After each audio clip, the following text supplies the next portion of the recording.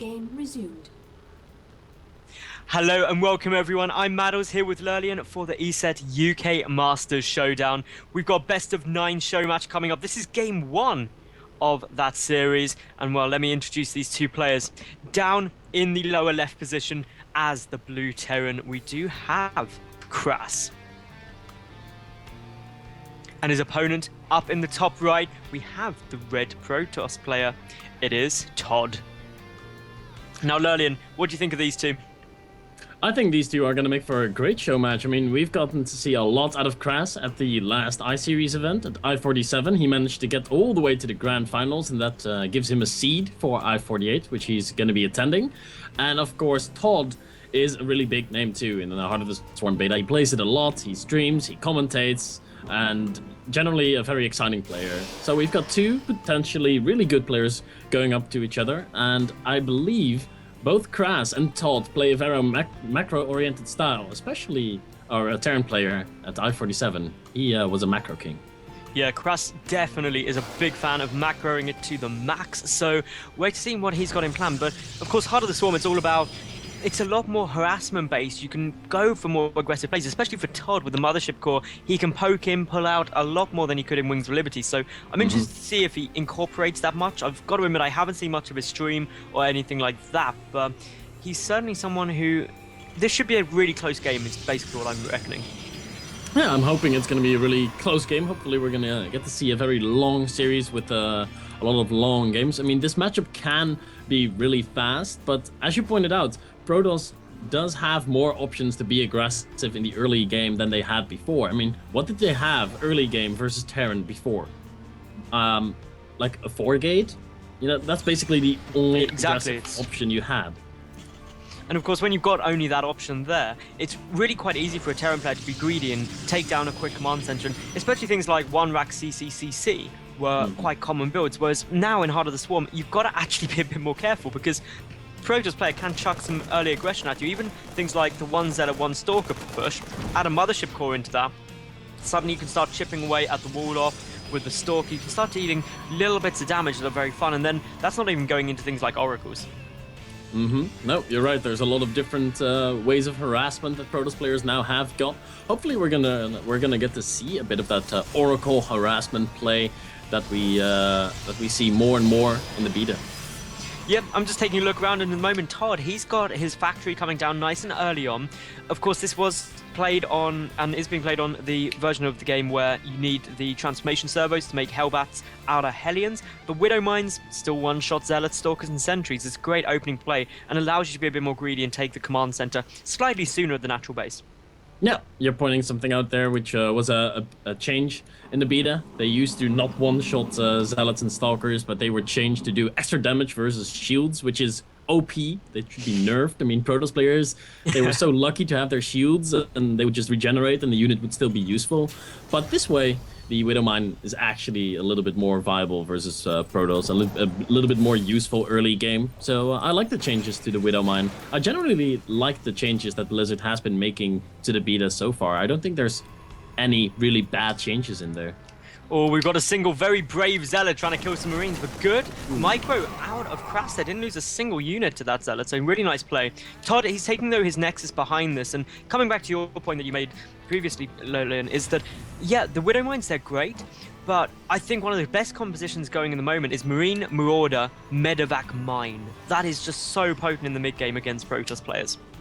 Okay, well, Maddles throwing some knowledge at us. Maybe that is what we're going to see out of KraSS, but as of now it doesn't look like KraSS has any options or any plans for late game or mid game play this time around. He doesn't even have an expansion down yet, whereas ToD, he is happily expanding and getting his robo, getting more gateways, and we see a very aggressive strategy coming out of KraSS here, a very Wings of Liberty-esque strategy, I would say. Just a medevac drop. 1-1-1 all the way home, and 1-1-1 is a great build. He does now have his command center coming off the back of this, but the Hellions are basically just going to try and pump in. The Marines are going to drop at the other base, and all in all, ToD, if he defends as well, he should be in an okay spot because he does have his natural Nexus down already. He's got his robotic facility coming out, so he's teching nicely, and he's got a better economy on its way. So really, it's up now to ToD just to hold this off. But if he takes too much damage, it could be really tough. And all he's got to defend at the moment is 1 Sentry, 3 Stalkers, and 1 Mothership Core. Will that Photon Overcharge be enough to hold this off? I think the Photon Overcharge is going to be helping immensely here. The mothership, the medevac has now been seen by the Nexus, so ToD knows it's coming. He has the Stalkers in position. Here comes the boost, unloading the Marines. The Marines do not have stim, and they're actually not very scary. He might be able to get the medevac here. Ooh, so close there. It does just get away, and literally with only 7 health, so that was incredibly good. The Hellions, though, they're coming in around the back. They're going to be trying to deal some damage, but a great little warp in by ToD there actually means that he shuts that down, and ToD, he only lost 1 probe this game so far. That was an amazing defense. That was an amazing defense. He might have lost 1 worker there, or it could have been the scouting worker that he has lost earlier in the game. He did try to scout, but really wasn't able to see much. And so the attack came as a surprise for ToD. Of course, he knew there was no expansion. Medevac. Oh, sorry to interrupt you there. That medevac nearly jumped in, but ToD has got the Mothership Core there, just following it, just like I know exactly where you are. He's got tabs on his medevac. That medevac's not going anywhere for for at least the early mid game of this game. I mean, there's Stalkers in position, and every time it tries to make a move, it's stuck there. It can't move. It's got to die eventually. Like the Stalkers are just waiting there at either side. And it's like 1 shot and you're dead. He should just put an observer on that medevac there and move the Mothership Core to a bit more of a useful position. I feel he could easily make another observer and put that on chasing the medevac duty. The Mothership Core wants a job. It's just like, I'll do something for a while, that's fine. But a Banshee is coming across the map at the moment, so KraSS, he's going to really try and continue this harassment nicely. But with the observers out, with just so many Stalkers spread across the map, with Photon Cannon in the main as well, and now at the natural, I don't think this is going to have much luck doing very much at all. No, you're right. Probably not going to be able to do much. Did kill a unit there, so that's a nice pickup for that. Banshee already managed to do something, but there's a cannon there. There's, like you pointed out, observers, Stalkers, all in position.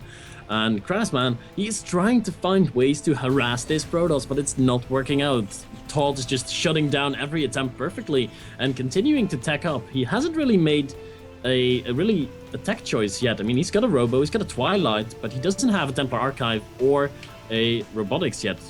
He's hedging his bets. He's really trying to force KraSS to make the first move in terms of tech and respond appropriately. But also what I think quite interesting is the fact that this observer can see everything in KraSS's main base. It sees that additional barracks are coming down, sees the 3rd orbital command there as well. So between all of that, I think this is just a really nice play. But KraSS, he doesn't have any stim yet, no combat shield or anything like that. The Viking is starting to chip away at that Mothership Core though, so that means the medevac may finally be able to get away. 1 more volley goes off on that Mothership Core with 4 health. And now there's 2 units stuck there. On like 7 HP and 1 HP, a medevac and a Viking. They both cannot go anywhere because they'll get shut down by either a Stalker, a cannon, or something else that ToD can throw at it. So that's pretty hilarious. We now have that observer that I talked about earlier on the job. So that observer is going to be keeping an eye on the Viking and a medevac. Now we've got a drop coming in to the left of ToD's base. Meanwhile, we also have the Banshee chipping away at the 3rd next, but in comes the boost. What is this medevac going to be able to achieve? Well, probably not too much. There is a cannon there, maybe able to get a few bits of a couple of probes, just spreading them out nicely. But as we can see, Stalkers already reacting, trying to deal with these Marines, and this is going to be another really nice hold by the looks of things by ToD. He's now dropping that 2nd medevac full of units through, and this is precisely what he needs to do right now. Zealot's trying to shut this down, but this is a really nice push and drop play out of KraSS. Killed a medevac. Oh, the medevac was so weak. Could have easily taken that super high energy medevac out.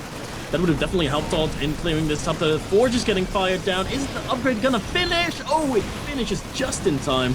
Wow, that's so good for ToD. So he's not gonna be losing too much there in that Forge. And he will be able to clean this up eventually, but he is taking a lot of damage.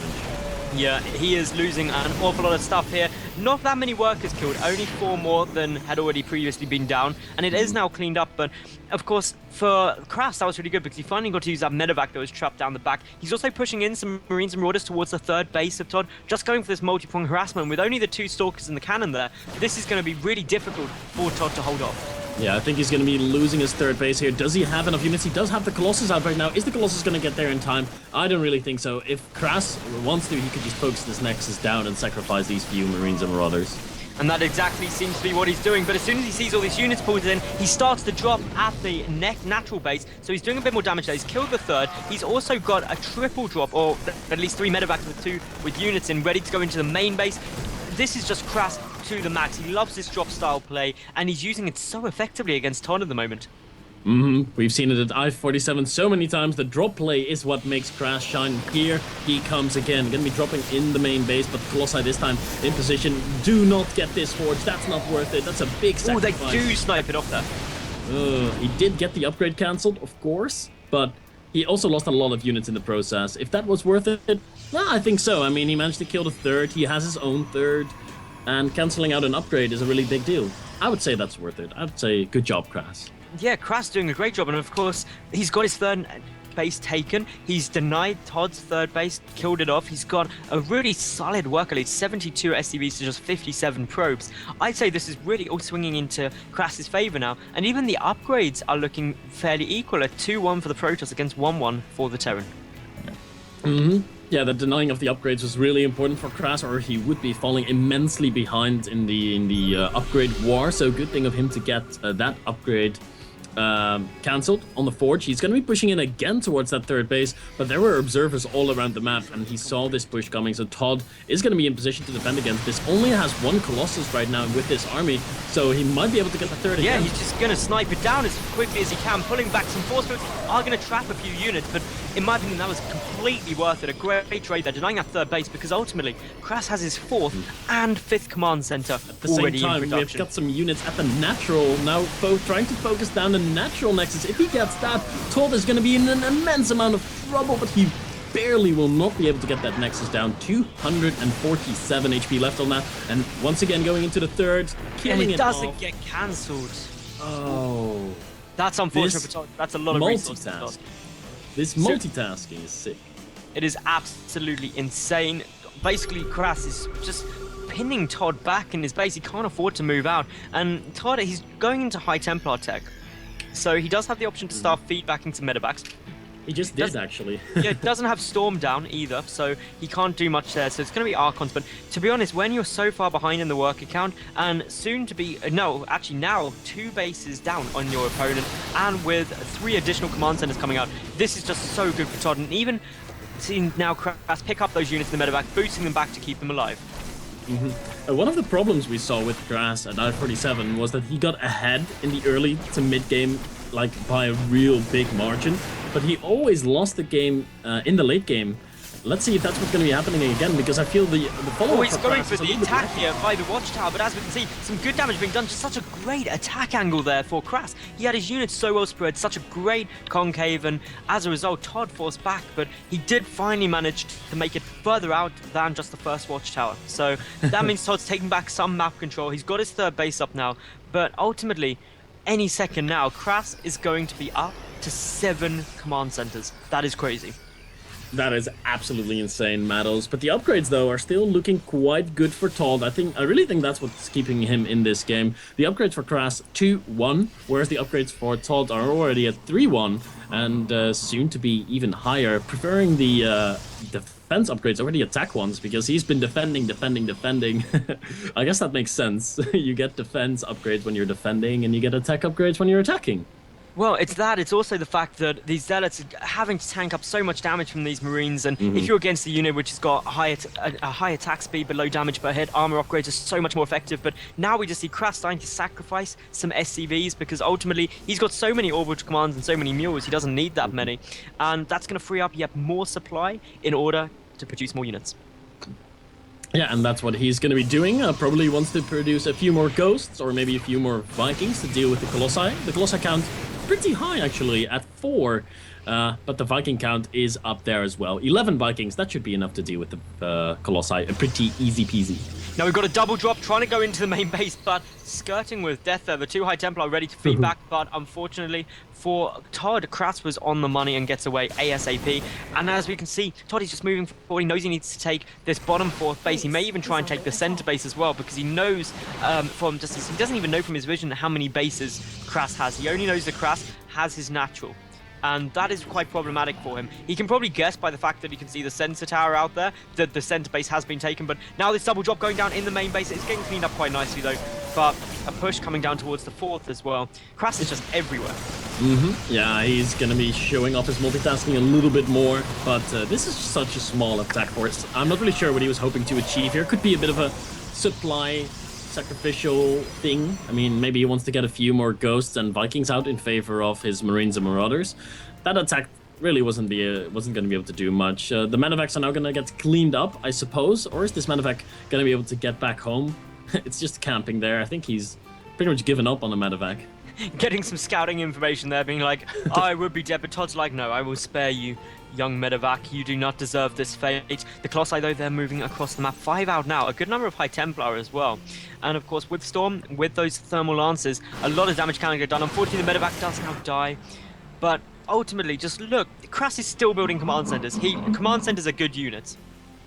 Command centers are going to win him the game or not. Upgrades could win ToD the game, actually. ToD now at 3-1-2 upgrades, whereas KraSS is not on 3-3 yet, and he doesn't have immense air upgrades on his Vikings either, so maybe if ToD hits now, he is maxed out, he has all the tech he needs, he's got the Colossi, got the Storms, and he's even teching up towards the Dark Shrine right now. Oh, these Vikings coming in, they're going to be able to kill a Colossus very, very quickly there. It takes about one volley from that many Vikings, and that was actually a massive win, but as we can see now, ToD, he's hallucinating up some more Colossi. He's still got a huge count. He's up at 6 on the field anyway, so it's not a massive problem for him. But as you said, the upgrade advantage is there for ToD at 2-3 against 3-2. So it's that's fairly equal now. And I feel that KraSS, if he goes fairly soon, he could be in a great spot.